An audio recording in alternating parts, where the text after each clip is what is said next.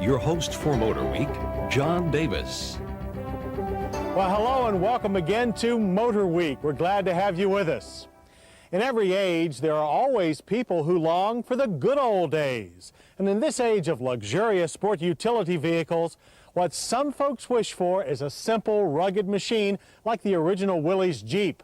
But not even Jeep makes a vehicle that simple anymore. So where do these traditionalists turn?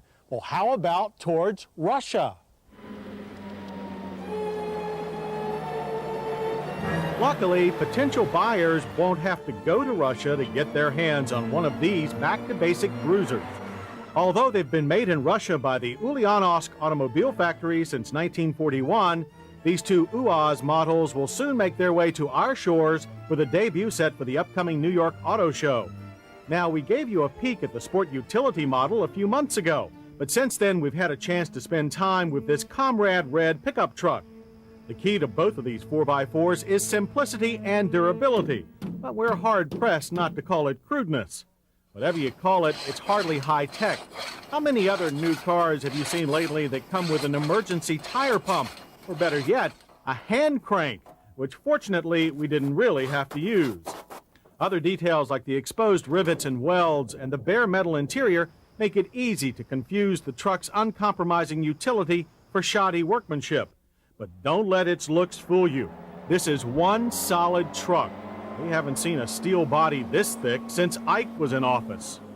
Interior amenities are few on both models. Aside from a speedometer and other necessary gauges, the driver needs only worry about wipers, headlights, and heat, the last of which can be a challenge.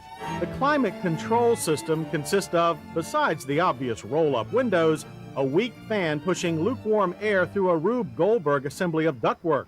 How its drivers survived the Siberian winters for 50 years, we'll never know. Now, our test pickup had been converted to LPG as a test for fleet applications. While it ran just fine and it had a good 150-mile range, we still had a few scary moments due to the scarcity of public filling stations. Power for both models will eventually come courtesy of a modern GM 3800 V6. Until then, the Motivator is a home market 2.4-liter inline-4, pumping out 91 horsepower and 127 pound-feet of torque. While that's enough to get the job done, speeding tickets won't be a big worry, as our top speed testing resulted in a whopping 68 miles per hour. Acceleration times were frankly too slow to time.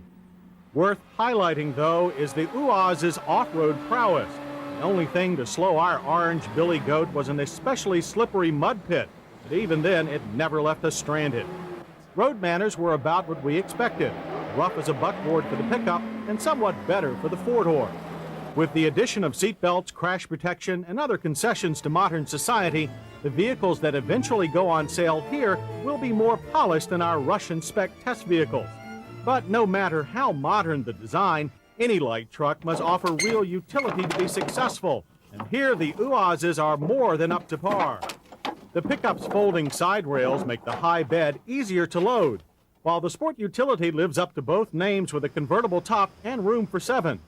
There's little chance of these trucks posing a sales threat to any modern equivalent, but UAZ of America hopes these homely haulers will attract farmers, fleets, and those who just want to drive something different. And they've already had a promising number of orders in Central and South America, and with a price target of $12,000 for the four-door and $10,000 for the truck, that's no surprise. Whether more sophisticated U.S. buyers will sign on remains to be seen, but you never know with vehicles like these. They could just become the next status symbols. So take note, Hummer, make way, Land Rover. UAZ has just hit town.